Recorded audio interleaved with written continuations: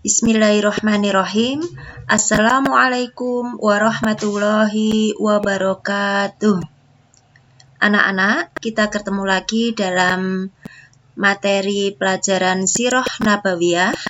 Kali ini Us akan menyampaikan bagian pertama, yaitu nasab Rasulullah Muhammad Sallallahu Alaihi Wasallam.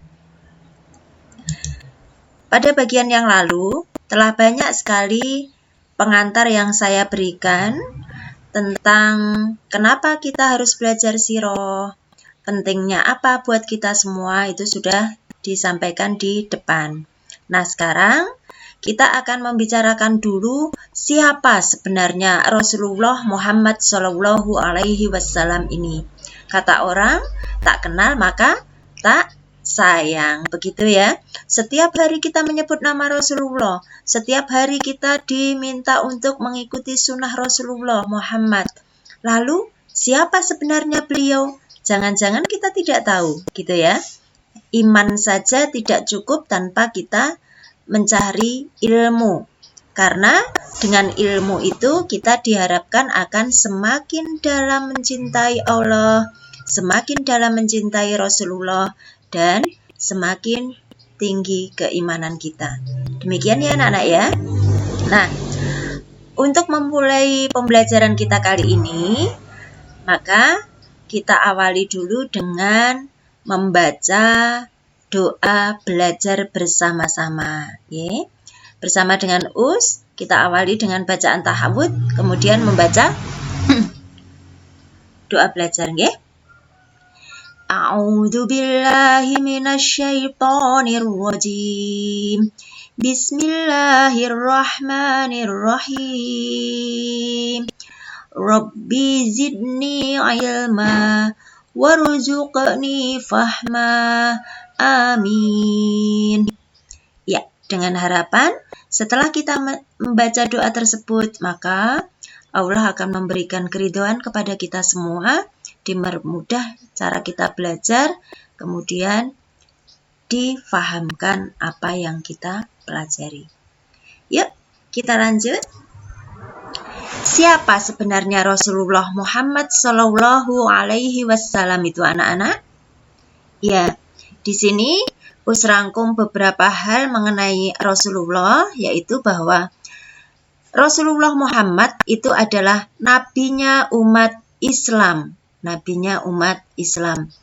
Kemudian beliau itu adalah nabi akhir zaman. Kemudian beliau itu adalah penyampai Al-Quran. Al-Quran tahu ya? Iya, setiap hari kalian bersahabat bercengkrama dengan Al-Quran. Itu adalah kitabnya umat Islam. Kemudian beliau ini adalah keturunan Nabi Ibrahim alaihi salam. Apakah benar demikian? Nanti akan kita pelajari pada slide-slide berikutnya. Oke, kita lanjut dulu.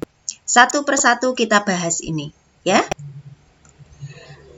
Muhammad Sallallahu Alaihi Wasallam adalah Rasulnya umat Islam. Sebentar, sebelum ke sana, kita bahas sebentar, hanya untuk mengingat saja, perbedaan Nabi dan Rasul. Kalian sudah mempelajarinya ya di PAIBP, nggih? Nabi itu apa? Rasul itu apa? Nah, Nabi itu adalah penerima wahyu dari Allah. Sama, Nabi dan Rasul itu sama-sama penerima wahyu dari Allah. Hanya saja, kalau Nabi itu menerima wahyu hanya untuk dirinya sendiri dan orang-orang di dekatnya saja, keluarganya gitu ya. Dan Nabi itu biasanya dihadirkan pada umatnya yang sudah mempunyai keimanan cukup. Jadi melencengnya tidak begitu banyak. Seperti itu nggih, Nabi. Nah, untuk Rasul itu menerima wahyu dari Allah. Selain untuk dirinya sendiri, beliau punya kewajiban untuk menyampaikan kepada umatnya. Ya, menyampaikan kepada umatnya untuk kemudian disebarkan tentang tauhid, yaitu bahwa Allah itu hanya satu. Itu bedanya. Kalau nabi untuk dirinya sendiri, rasul itu wajib menyampaikan kepada umat. Nah, Muhammad itu adalah seorang nabi sekaligus seorang rasul. Beliaunya itu lahir di Mekah. Mekah itu di mana, Nak? Mekah itu berada di Arab Saudi. Ya, tempatnya orang-orang ketika pergi berhaji. Nggih, mudah-mudahan kita dipermudah untuk bisa menjalankan ibadah yang kewajiban kita yang kelima itu ke sana, nggih. Amin amin ya rabbal alamin. Kemudian beliaunya lahir pada tanggal 12 Rabiul Awal, yaitu bertepatan dengan tahun gajah. Ini saat itu kenapa kok dinamakan tahun gajah? Karena pada saat itu bangunan Ka'bah yang ada di Mekah itu diserang oleh pasukan gajah. Diserang oleh pasukan gajah. Pimpinannya siapa, Nak? Pimpinannya Raja Abraha. Ya, jadi dia berniat untuk menghancurkan Ka'bah. Tapi jangan dibayangkan Ka'bahnya sudah semegah sekarang loh ya. Ka'bahnya pada saat dulu itu masih sederhana. Namun kekhusyuan orang-orang dalam beribadah di sana itu luar biasa. Ya, pada saat itu pasukan gajah beribu-ribu itu datang untuk menghancurkan Ka'bah. Akhirnya pasukan gajah ini dihukum oleh Allah, dihancurkan oleh tentaranya Allah, yaitu dengan burung ababil. Dan ini di dalam Al-Quran sudah tertera dengan jelas dalam surat Al-Fil. Gitu, nggih. Nanti kalian bisa baca-baca sejarahnya lebih lanjut. Kemudian Muhammad Shallallahu Alaihi Wasallam itu mempunyai ayah, yaitu bernama Abdullah. Ibunya adalah Aminah, gitu ya. Ayahnya Abdullah, ibunya Aminah. Tetapi Nak, ayah beliau ini sudah meninggal sejak beliau belum lahir. Jadi Rasulullah di kandungan Ibunda Aminah itu baru berusia sekitar 6 bulan, itu Abdullah wafat. Jadi ketika lahir Rasulullah itu adalah anak yatim, tidak mempunyai ayah. Gitu nggih? Nah, lanjutannya Nabi Muhammad Shallallahu Alaihi Wasallam adalah Nabi yang diutus untuk seluruh umat Islam. Jadi beliaunya ini adalah Rasul atau Nabinya umat Islam. Umat Islam di mana? Umat Islam di seluruh muka bumi. Tidak hanya di Mekah saja. Meskipun beliau lahir di Mekah, tetapi beliau diutus tidak hanya untuk umat Islam di Mekah, tetapi untuk seluruh umat Islam di muka bumi. Begitu nggih? Itu adalah Muhammad Shallallahu Alaihi Wasallam. Kemudian yang kedua,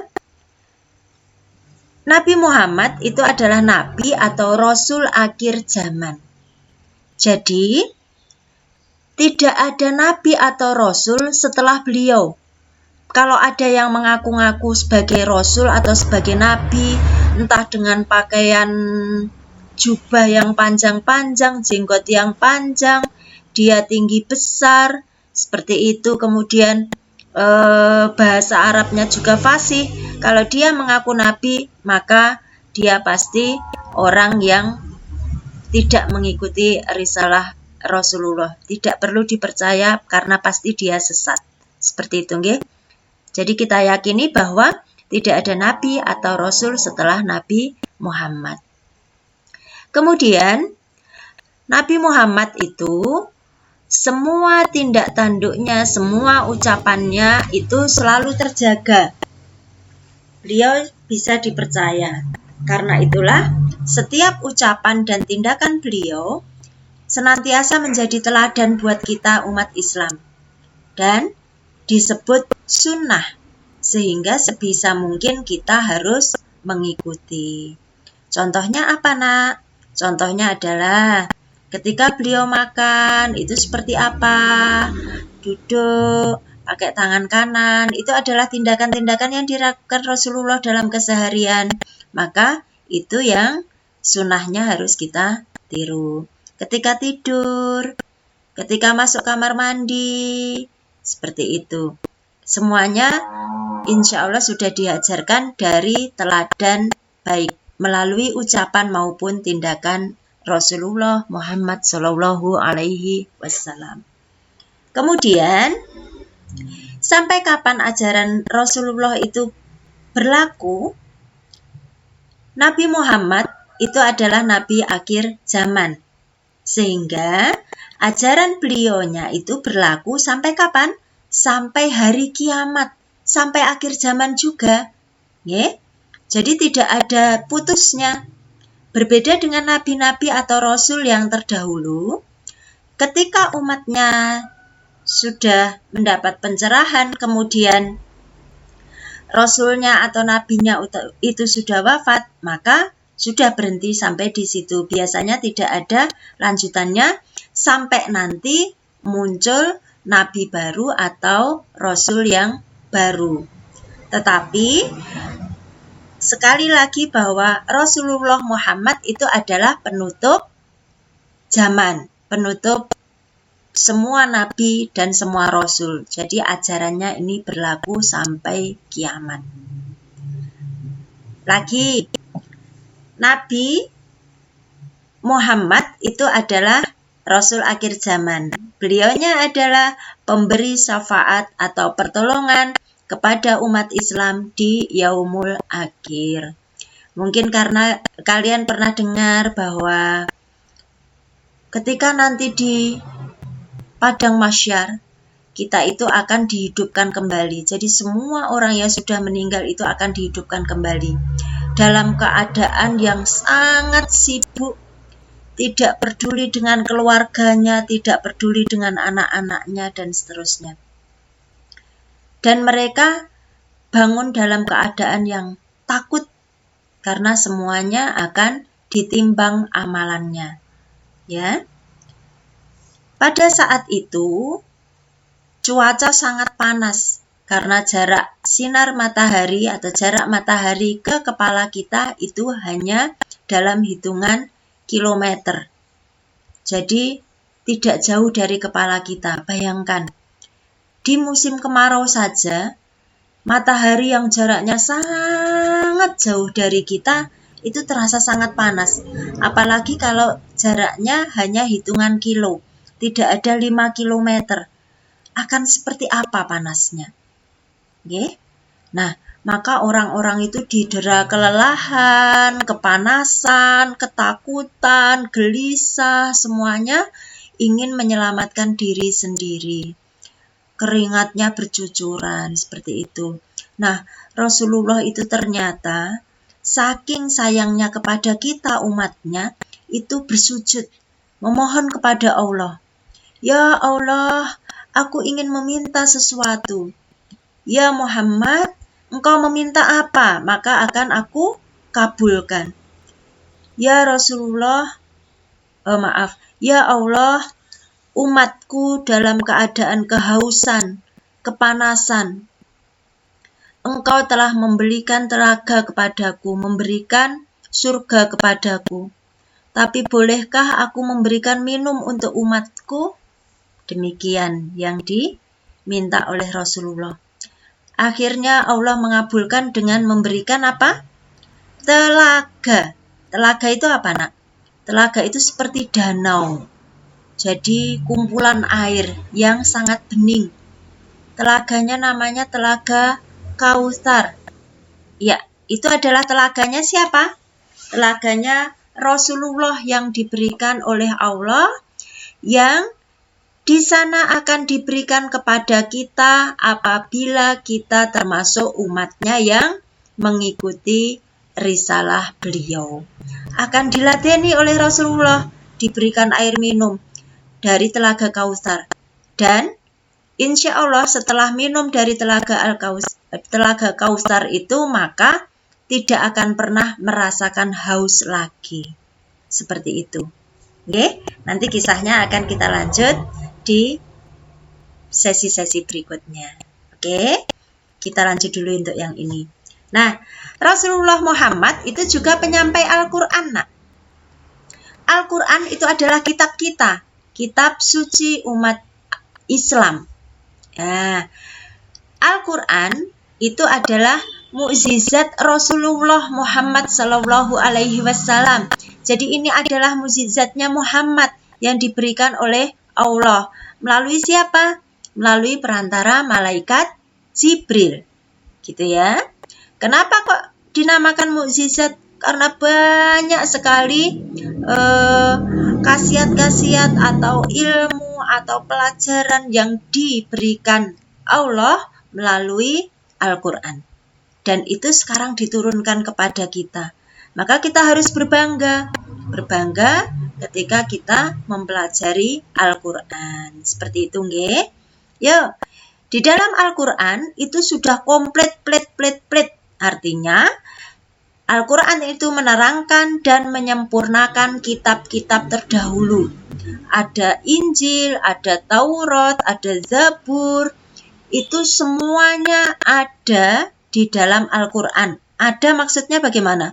Ada maksudnya diterangkan di dalam Al-Quran. Padahal Al-Quran itu datangnya belakangan loh. Tetapi sudah tahu isinya Injil, Taurat, Zabur, dan seterusnya. Termasuk nabi-nabi atau rasul pembawanya di dalam Al-Quran ini juga diceritakan. Seperti itu. Nah, dengan adanya hal tersebut, maka wajib hukumnya bagi kita umat Islam bahwa kita harus mengimani, mempercayai, dan melaksanakan isi dari Al-Quran. Gitu nggih. Al-Quran disampaikan disampaikan kepada orang yang mulia. Siapa orang yang mulia itu? Muhammad Sallallahu Alaihi Wasallam. Beliau itu adalah umat Allah yang mulia, orang yang mulia di muka bumi. Nah, Al-Quran juga diturunkan pada bulan mulia, yaitu pada bulan Ramadan, gitu. Kemudian bersama Al-Quran kita juga akan selalu hidup mulia di dunia dan akhirat. Gitu nggih. Jadi jangan bosan-bosan untuk bercengkerama dengan Al-Quran, membuka Al-Quran tiap hari. Meskipun tidak ada tugas menyetor tahsin atau tahfidz, usahakan untuk selalu tilawah, membacanya. Nggih. Insya Allah akan dimudahkan oleh Allah dalam segala hal jika kita sudah membaca Al-Quran. Ya, kita lanjut ya. Nah, ini sekarang kita tiba pada nasab atau keturunan Nabi Ibrahim alaihi salam. Jadi, Rasulullah Muhammad Sallallahu Alaihi Wasallam itu adalah keturunan Nabi Ibrahim alaihi salam. Ketemunya bagaimana nanti? Silsilahnya nanti akan disampaikan pada slide setelah ini. Tapi sebelumnya, Usbri pengantar, ada hadis riwayat Muslim yang mengatakan bahwa Rasulullah itu pernah berkata, sesungguhnya Allah telah memilih Kinanah dari keturunan Nabi Ismail alaihi salam dan memilih Quraisy dari keturunan Kinanah dan memilih Bani Hashim dari keturunan Quraisy dan memilihku dari keturunan Bani Hashim. Jadi dari sini, ini memilihku itu maksudnya siapa? Ku itu yang bicara adalah Muhammad. Jadi Muhammad itu terpilih dari keturunannya Bani Hashim. Urut-urutannya seperti itu. Bani Hashim itu dari keturunan suku Quraisy. Nah, suku Quraisy itu adalah keturunannya Kinanah. Kinanah sendiri itu keturunannya Nabi Ismail. Sampai di sini sudah jelas tentunya bahwa Nabi Ismail itu adalah putra keturunan Nabi Ibrahim. Begitu ya, Nak ya. Nah, Rasulullah Muhammad Shallallahu Alaihi Wasallam adalah manusia pilihan yang lahir dari keturunan yang baik. Ini semuanya adalah keturunan-keturunan yang baik ini. Meskipun Rasulullah itu dilahirkan di Mekah yang pada saat itu umatnya adalah umat yang jahiliyah, kafir, tetapi alhamdulillah Allah sudah memilih Muhammad itu lahir dari keturunan yang baik. Beliaunya berasal dari suku Quraisy, suku yang terbaik pada saat itu. Ya. Suku yang sangat besar dan terbaik. Kemudian beliaunya lahir dari keluarga Hashim atau biasa disebut Bani Hashim. Bani Hashim ini adalah keluarga yang paling dihormati pada suku Quraisy. Banyak orang yang segan, banyak orang yang apabila mendengar Bani Hashim itu hormat, seperti itu, hormat kepada keluarganya, apalagi keturunan-keturunannya. Nah, apalagi keturunan dari Nabi Muhammad itu juga ketika diperjelas atau diruntut itu nanti sampai pada Nabi Ismail, sampai pada Nabi Ibrahim, dan kemudian nanti sampai pada Nabi Adam. Begitu? Itu dibayangkan dulu, baru kemudian kita lihat pada slide berikut ini. Ya. Bisa terbaca, Nak? Ya, mudah-mudahan bisa terbaca jelas, nggih. Ini adalah gambaran-gambaran nabi-nabi kita dari Nabi Adam sampai Nabi Muhammad. Ini garis-garisnya sudah ada keterangan di sini. Ada garis keterangan kalau yang seperti ini, yang warnanya berbeda, itu adalah diangkat menjadi rasul. Kemudian kalau panahnya itu warna ungu, maka ini garis keturunan jauh. Garis keturunan jauh itu artinya sudah melewati beberapa kakek nenek. Apa tadi ya? Kakek nenek, kemudian ayah, kemudian di atasnya masih ada lagi buyut dan sebagainya. Okay? Keturunannya agak jauh. Kalau yang biru-biru begini, anak panahnya biru, itu garis keturunannya dekat. Jadi antara ayah dengan anak itu kan dekat ya. Nah, jadi hanya satu generasi saja. Kalau yang merah-merah itu garis keturunan dekat khusus untuk rasul ataupun untuk nabi. Oke, ini yang merah-merah seperti ini.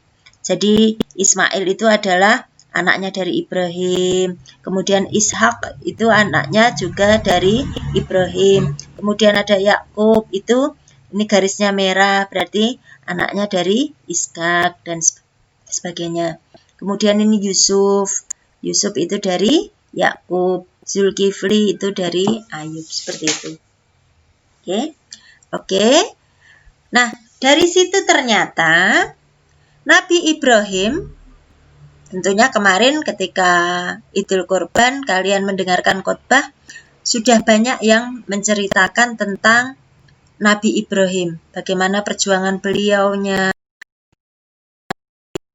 sampai mempunyai putra Ismail dengan Ishak, seperti apa. Ibrahim yang sudah tua, belum mempunyai putra, itu akhirnya dikaruniai putra yang dari istri keduanya yaitu Hajar, yang sempat dibawa ke padang pasir. Akhirnya di sana Ismail dengan jejakan-jejakan kakinya memunculkan apa, Nak? Air Zam-Zam. Seperti itu nggih? Sudah sangat hafal ceritanya. Oke, alhamdulillah. Nggih. Jadi dari Hajar itu Ismail melahirkan mempunyai putra seorang, maaf. Dari Hajar Ibrahim mempunyai putra yaitu Ismail. Kemudian dari Sarah, istrinya yang pertama, Ibrahim kemudian mempunyai putra yaitu Ishak. Kedua-duanya qadarullah, atas kehendak Allah diangkat menjadi rasul.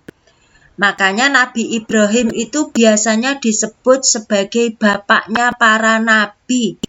Karena semua nabi, ini yang di kotak-kotak warna beda ini, semua nabi ini adalah keturunannya Ibrahim. tidak ada yang lain. Jadi Nabi Soleh itu mempunyai putra, tapi tidak ada yang diangkat sebagai Rasul gitu ya. Nabi Hud itu mempunyai keluarga, mempunyai putra, tapi tidak ada yang diangkat menjadi Rasul. Demikian pun Lut dan seterusnya. Tapi Nabi Ibrahim itu melahirkan banyak sekali Nabi dan Rasul, meskipun tidak dari keturunannya beliau langsung, tetapi melalui anak cucunya. Yuk kita lihat, kalau Nabi Muhammad itu dari mana ya keturunannya ya? Nih, dari Ibrahim, kemudian Ismail, kemudian Nabi Muhammad. Tetapi dari Ismail kepada Nabi Muhammad ini adalah garis keturunan jauh, ungu ini. Kenapa kok garis keturunan jauh? Iya, dari Ismail ke Muhammad itu lebih dari 30 keturunan kesananya. Lebih dari 30 turunan. Nanti akan kita lihat di akhir slide-nya. Gitu. Kemudian Ishak itu mempunyai ini putra-putra ini. Ya, seperti itu. Jadi Ishak itu mempunyai putra yaitu Al-Ais, kemudian ada Yakub. Jadi ini putra beliau. Ya, putra beliau. Nah, dari sana Yakub itu mempunyai putra yaitu Yahuza. Ini biasanya ada Z-nya di sini ya, Yahuza. Ternyata dari 3 keturunan itu semuanya melahirkan Nabi. Al-Ais ini mempunyai keturunan yaitu Nabi Ayub dan Nabi Zulkifli. Kemudian kalau yang paling banyak itu nanti dari Yakub. Yakub itu nanti ada Yusuf, ada Musa, kemudian ada Harun, ada Ilyas, ada Ilyasa, ada juga Yunus, ini dari cucunya. Okay. Kemudian kalau dari Yahuza itu ada Daud, kemudian ada Sulaiman, ada Nabi Yahya, ada Nabi Zakaria, ada Nabi Isa. Nah, sebelum Muhammad dinobatkan sebagai Rasulullah, itu Nabi pendahulunya adalah Nabi Isa. Nabi Isa, okay? Jarak dari Nabi Isa kepada Muhammad itu sekitar 7 abad. Jadi sekitar 700 tahun baru muncul Nabi Muhammad. Gitu. Jadi cukup lama Nabi Isa itu ajaran-ajarannya berada di muka bumi atau di sekitar Mekah sana. Semua nabi dan rasul itu ajarannya sama, yaitu mentauhidkan Allah, bahwa Allah itu adalah satu. Seperti itu, nggih? Oke? Ini us ambil yang jarak dekat. Jarak dekat maksudnya adalah dari Ibrahim sampai dengan Muhammad. Seperti ini. Ibrahim ke Ismail, kemudian ini keturunan-keturunan beliau sampai dengan Kilab. Ini Kilab mempunyai 2 putra, yaitu Zuhroh dan Qusay. Dari Qusay ini lahir Abdu Manaf. Kemudian dari sini nanti ada Abdul Hasim. Kemudian ada Abdul Muthalib. Nah, dari Abdul Muthalib ini lahirlah Abdullah. Salah satunya, nggih. Kemudian ternyata dari Kilab ini juga ada Zuhroh, putranya adalah Abdul Manaf, tetapi berbeda dengan yang ini tadi, nggih. Kemudian keturunannya lagi adalah Wahab, yang di sana melahirkan Aminah.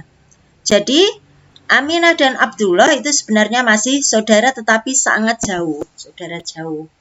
Itu menikah, kemudian lahirlah seorang putra yang bernama Muhammad.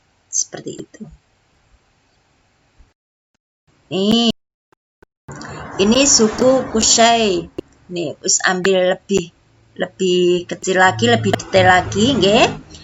Tadi ada Abdul Uzza, ada Abdul Manaf, ada Abdul Dar gitu ya. Kemudian di sini ada Abdul Muthalib, kemudian ada Hashim. Maaf, ini Al-Muthalib, ini Abdul Muthalib gitu ya. Abdul Muthalib itu kakeknya Muhammad.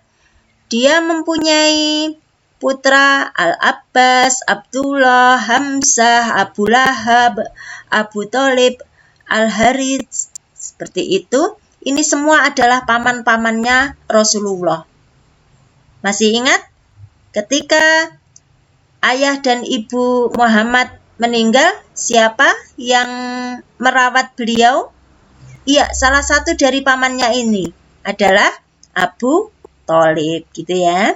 Jadi Abu Thalib ini adiknya Abdullah.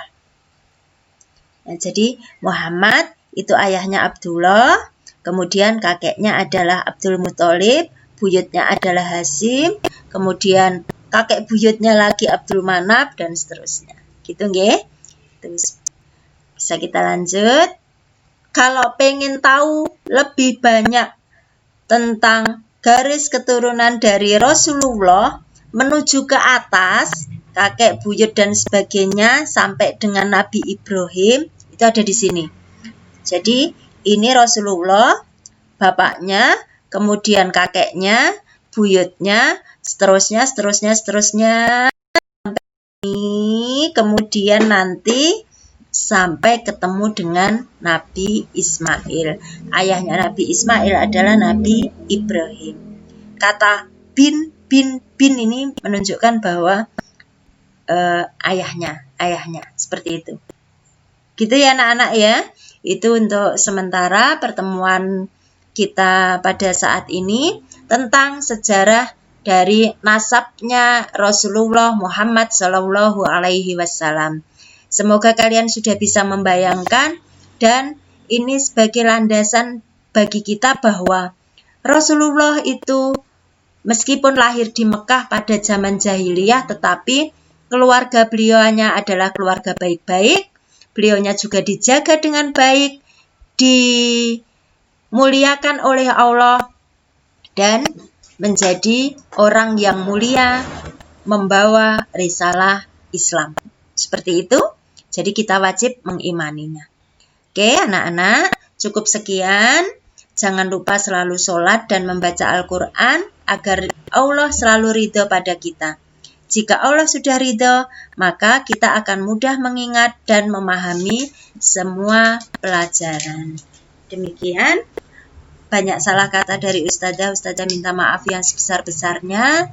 Akhirul kalam, wabillahi taufiq wal hidayah, waridha wa inayah, wassalamualaikum warahmatullahi wabarakatuh.